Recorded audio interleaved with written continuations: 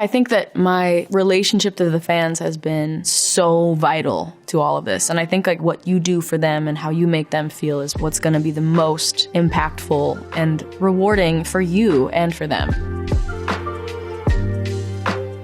Hi, I'm Billie Eilish, and this is a timeline of my career so far. Your ocean eyes on fire.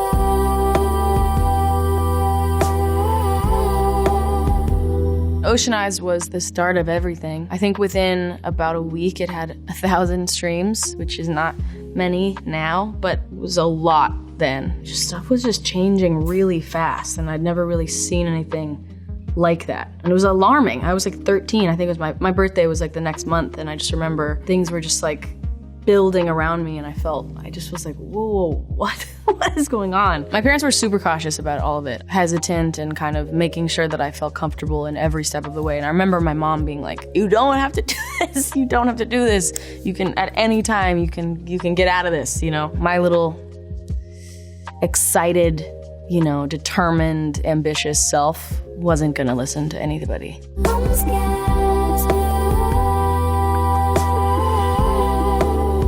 Right after Ocean Eyes came out, I got injured in dance. There was like a very, very intense injury that just completely just took me out of all things dance, and that just shifted my whole life. Dance was really like the thing that I loved the most and that I saw myself doing forever. And not being able to, I mean, it was really hard. Music really came in handy for me and got me through all of that. I got injured, and then we made like Bellyache and Hostage and My Boy and the songs that then would become Don't Smile at Me that then came out later.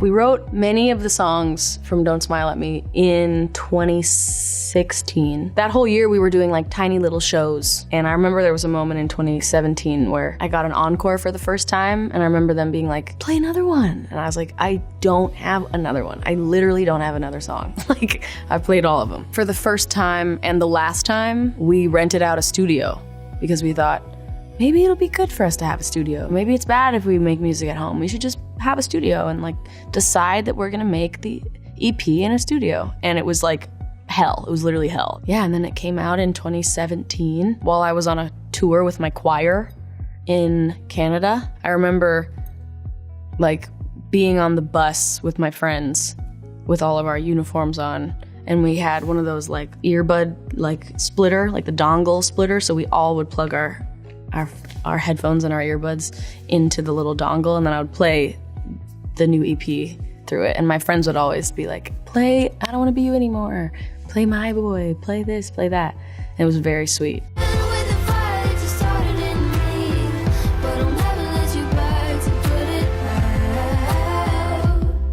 What I really appreciate about that EP, it's like very young people, you know? Wrote half of it when I was 13, 14, and then put it out when I was 15, and Finneas was 17, 18, 19. Like young little babies that had no experience at all. I look back and I'm like, oh, I can't even. But what I do feel about it is that we were so experimental, and we were so eager to try stuff, and we were so eager to do anything. We were, you know, we would have an idea and be like, why don't we just try it, even if it's weird? And I appreciate that about the EP. I was very nervous about a public image though. I didn't know that everything I was doing was gonna give me a specific image. I was just doing whatever I was doing. At the time, I remember I was just like so anxious about how I was being perceived and really wanted to be seen as a certain thing and didn't really know what I was doing. But I think I did a good job. Given the fact that I was a little girl. Why aren't you scared of me? Why do you care for me? When we all fall asleep, where do we go? I first started recording When We All Fall Asleep, Where Do We Go? When I was 16. Finneas was 19. It was my first studio album. We made a lot of it on tour in like little hotel rooms with Finneas's laptop. And I remember writing multiple verses of Ilo Milo on a plane. I remember like recording Wish You Were Gay in like El Paso. Yeah, wherever we could make it, we did. In the documentary, there's like a thing I say where somebody said about like, oh, well, your next album, this, and I was like, I'm not making another album. No way. I really thought that. I was like, I'm not doing this again. I was like, love y'all. be safe. I'm not doing this again. I didn't feel I was good at it, and I also didn't know what I wanted. The heavier theme thing in all my earlier music and now, I swear to God, I never thought about it one time. This was such a reoccurring topic for so long, which was like, why are your songs so sad? And I remember hearing that and being like, what are you talking about? People seem to forget that when you are a child and a teenager, emotion is the most intense thing in the world. Everything feels like the end or the beginning. I was just talking about this with a friend, that like middle school felt like life was over.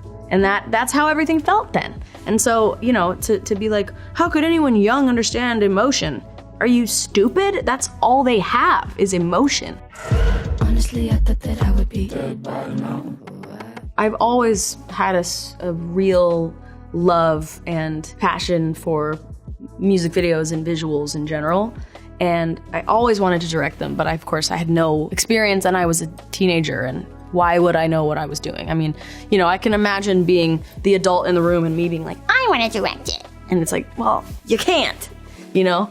But at the time I was like, you know, why not? Like, I know what I want. I know what I want. Oh my God, I know what I want. And I think that I understood that wasn't enough to like know how to do it, but I think I convinced them all to let me, like, I think I proved myself is really what I mean. And the first music video that I fully directed was Zanny, then Everything I Wanted, and then basically everything after that. But it's a lot of work. When I first started, I was like, oh my God, I would love to do it for other people as well, other artists. The reaction to When We All Fall Asleep, Where Do We Go was so like surreal. And the response to Bad Guy, I mean, that changed my life. Like, Bad Guy completely changed my life. That's really what this whole interview should be about, is Bad Guy and its effect on my life. And then the awards, you know, the Grammys was like amazing. It was literally like the greatest thing that had ever happened to me, and I could not believe any second of it was real. That album really lives on for me. Like, that album completely changed my life, so special to me, and it's so pure to me, like it's so genuine to me. The older I get and the farther away that album is from me, I feel so even closer to it. I'm the bad guy. Now you never see me cry. There's just no time to die. When we were first making music, Finneas and I used to come up with little challenges to write songs. So we'd be like, let's try to write a song from the perspective of this person and this is happening and da-da-da. Like, many times we would be like, let's pretend to write a James Bond theme song, because that would be the coolest shit in the world. And we were such big fans of Bond, and especially for me, I loved Skyfall and just everything about that. I remember it was like at a certain age where it really like stuck with me for some reason, and that visual that is going on during the song in the movie, and I just thought it was the coolest thing you can do as an artist. So we would joke about it all the time, and it was never ever a reality. And then in 2019, Barbara Broccoli, who was working on the film, I remember hearing kind of about the fact that they were looking for someone and looking for a song, and I just remember just me and Finneas being like, whoa, like, please. And then it was just like many conversations and meetings, and we weren't sure at all. Like, we didn't think we were gonna get it. And it was also like so not in the bag at all. Like, it was very, very much,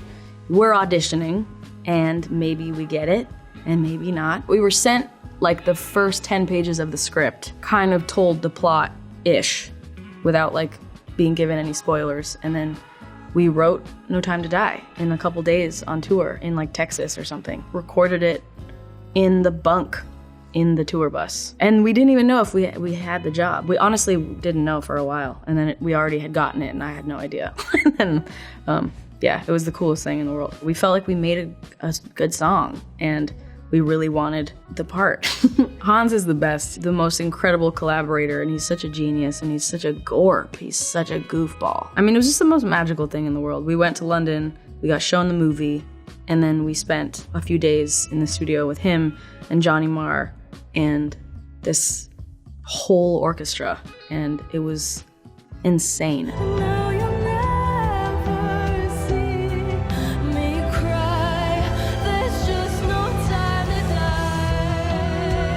I mean, the Oscars is just one of those things. It's just like, oh my God, I felt like I snuck in. Like, it was very cool and intimidating. And I mean, we watched the Oscars every time when I was a kid, and it was like one of my favorite things that we did as a family. So performing was amazing, and then the next year I was nominated, and I couldn't even believe I was shortlisted. And then I was nominated, and then I went, and then I performed again, and that was insane. And then we won, and that was crazy.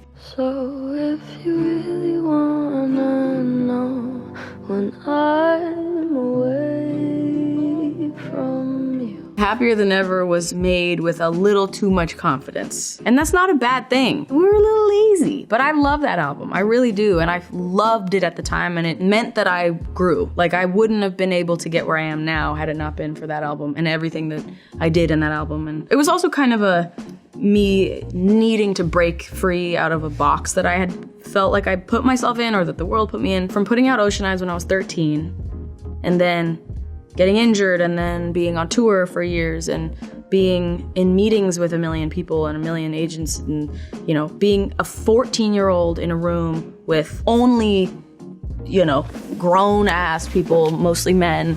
And, you know, I wanted to be dancing, I wanted to be doing this, I don't know, everything kind of just happened to me, and I didn't really have much of a choice, but it's okay, I'm not complaining, but it was a lot. And then COVID happened, and I was forced to stop. And that, I think, happened for a lot of people, but of course I felt like I was the only one that was happening to. I was like, I just remember it was almost as if blindly doing something that I really wanted to do and felt like I really wanted to do and I was happy doing, and then it was like just taken out, just pulled away from me, and I was just like, oh my God, I haven't actually thought about anything for 4 years. And I don't know when I would have gotten to process anything that had happened to me if it weren't for that. And we wrote all of Happier Than Ever in that period of time, so it's a COVID album. I mean, that's what it is. The music was a completely different process than the reinventing of the look, coming off of those crazy couple of years, and I'd won those Grammys that year, and like, my shit did not stink. I don't know, I just felt good. But then I decided I wanted to go blonde, and then I decided that I remembered that I was a girl, and I was like, wait, I want to be other things and not just this one thing that I've been looked at as for all these years. And I remember ordering a skirt off of Amazon. I didn't have a skirt, and I was like, I gotta wear a skirt. I don't know, I was just having I was 18, like I was trying to figure it out. You know, I'd been told that I was one thing for many years, and I believed it, which was definitely a lot, but I think that I needed to do it. I'm an extreme person, like I need to have extreme sensation, and I think that was my way of expressing myself in the way that I knew how, which was everything, all at once. You must have had a rough childhood. Did people ever call you things as a child? Dyke, liar, stupid, pig. What are you afraid of? Nothing. Are you afraid of death? No. Why? I think it was the day after I headlined Coachella. We were on some management call or something. I was talking to my managers, and I remember one of them being like, there's this opportunity, but you're not gonna be available for it, so we're gonna pass. Are you okay with that? I was like, well, what is it? And they were like, well, it's this show that Donald Glover is working on, and it's called this, and it's about this. And I remember just being like, I'll drop anything. Like, that's my dream. What are we talking about passing on that? And then I was sent kind of the early on script, and I just thought it was the coolest thing in the world. And then Donald called me and kind of explained what the show was about and explained how it was going and the things that, you know, whatever. And he just was like, yeah, I was thinking about you, and if you're interested, there's no pressure, but if you wanted to, you could. And I was trying to keep it cool, but I was so excited. I mean, he knows it, and I sound like a broken record, but he was like my favorite of all. I just love him so much, and I always have, and he's been one of my biggest idols since I was like 11. Acting was something that I loved doing so much as a kid. I just didn't do anything about it. I just loved it, but I didn't do anything. Also, like, my brother acted, and he would get jobs, and I wouldn't, and that was annoying to me. Mom, can I talk about your... Please! My mother wrote a movie about a family, and it was a mom and a dad and a son.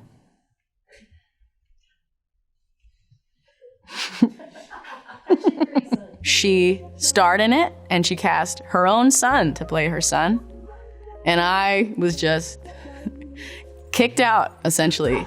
And by the way, my childhood bedroom, they took everything out of it and replaced it to be the bedroom in the movie. If she had had a daughter, she would have been happier, right?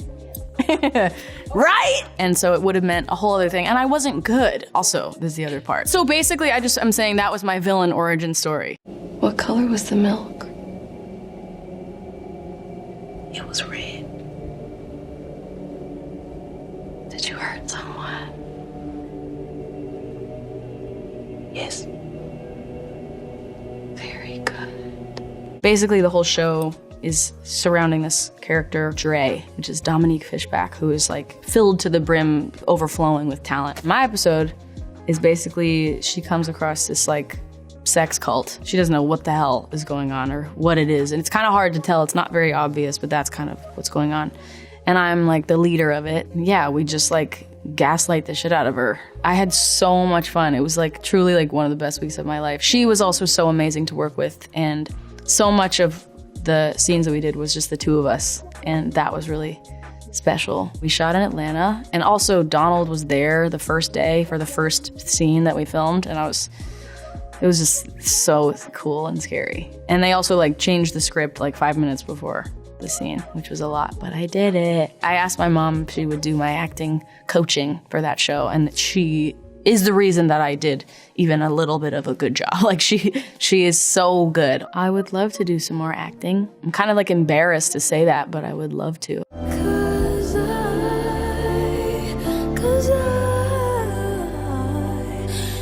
don't know how to feel. It was a very, very different experience compared to No Time to Die. It started off so casually. I remember Finneas just being like, would you ever like be interested in doing like the Barbie, like a song for the Barbie movie? And I remember like that sentence, I was like, what? Like, huh?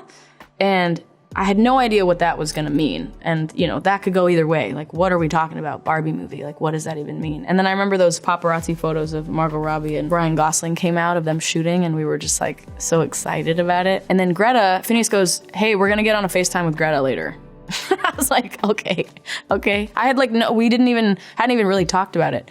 And we got on the phone with her and Mark Ronson, basically just told us what they had done, and they were like, the movie's basically done. This is what we have so far, and you know, this is what's going on. We really want you to see it. Can we set up a time? Like whatever. It was like so casual, and I didn't think it was gonna really happen. She set up a day for us to go to Warner Brothers, and the two of us went, and it was just like us in this empty theater and her literally 2 days away from giving birth. And then a couple people from her team. She showed us the work in progress movie, which is basically completely done. She kept being like, it's not done, but it was amazing. It was so good. I was so nervous. I was like, how could this possibly be good? Because how could anyone make a movie like this that's good? And it was so, so amazing. I remember just like moments during the movie just looking at Finneas and being like, this is good. This is really good.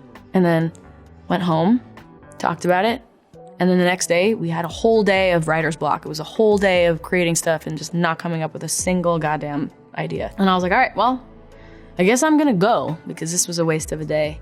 And then as I was like getting up to leave, Finneas was like, do you wanna try to write a Barbie song before you go? And I was like, that's such a ridiculous, ambitious thing to do. Like, we can't even write any other song. We're not gonna write a really good Barbie song right now. And he sat down at the piano and he immediately started playing those first chords. And I had the handheld mic and I was sitting on the couch and I just started, na, na, na, na, na, na, na, na. And then those first couple lyrics came out and we wrote the whole song right then. I mean, we were just so overflowing with like inspiration from that movie and what was going on in my life. And I had to fight so hard to not send it to her immediately, but it wasn't good. Like, I had the worst recording of it. So I waited like 2 weeks and we recorded kind of a scratch vocal version of it. And we were really nervous, but we felt really proud of it. And she basically was like, I've been weeping all day. I hadn't heard somebody use that word like that in a long time, but the rest is kind of history. I really kind of thrive when I write from some perspective that isn't my own kind of first person perspective. Like, it can even be about my life, but if I think about it from just a different angle, it's a lot easier. And so something that Finneas and I think really, really thrive in is writing for film and TV. We have to like stop ourselves from saying yes to so many things when people are like, would you write a song for this movie? Because I'm like, I want to, because I love writing stories. It's storytelling, dude. I do also write songs from my own perspective and my own life and my own feeling, but I think it's it's just harder to get there. It's more vulnerable and you can't really wear a mask. And both are great, so.